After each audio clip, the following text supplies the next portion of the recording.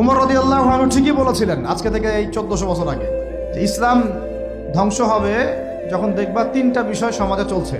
এক, দল্লাতুল আলেম, আলেমরা যখন পথভ্রষ্ট হয়ে যাবে তখন সমাজে ইসলাম ধ্বংস হয়ে যাবে। দুই, ওয়াল আইম্মাতুল মুদিল্লিন, যখন আসবে এমন কিছু শাসক যারা পথভ্রষ্ট মুদিল্লিন, তখন সমাজ ইসলাম ধ্বংস হবে। আর ওয়াল মুনাফিকিন ফি জিদারি কিতাবিল্লাহ, যে মুনাফিকরা যখন আল্লাহর কিতাব নিয়ে বাকবিতণ্ডা করবে, মুনাফিকরাই বাকবিতণ্ডা করবে যে আমরাই বেশি বুঝি ইসলাম, তোমরা বুঝো না। আর বাংলাদেশে এই টকশোয়ের সংস্কৃতি চালু না হলে আমরা এটা বুঝতে পারতাম না যে আসলে হাদিসটা সত্য। মাথার উপর দিয়ে যায় কথা কিছু না। কোরআন ঘরে আসে, আমরা তেলাওয়াত করি না। নামাজের আজান কানে আসে, নামাজে যাই না। শেষ রাত্রে আল্লাহ পাক প্রথম আসমানে নেমে আসেন, কিভাবে নেমে আসেন আমরা জানি না, ওইটার কাইফিয়ত ব্যাখ্যা করার আমাদের দরকারও নাই। আল্লাহ পাক বলেছেন বাস ঈমান রাখি।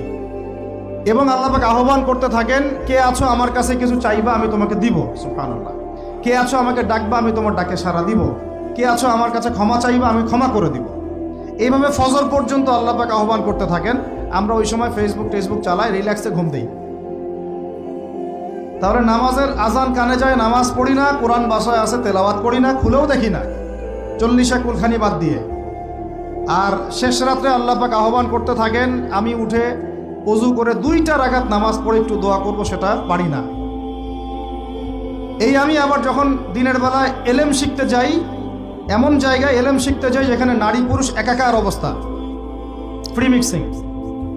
আমি এমন এলেম শিখতে চাই যে এলেমটা আমাকে 20 বছরে 20টা সূরাও শিখায় না, 20টা হাদিস আপনার মুখস্থ নাই। আমি চ্যালেঞ্জ করতেছি আপনাকে, 20টা হাদিস আপনি দাঁড়ায় বলেন, ছোট ছোট হাদিস খালি।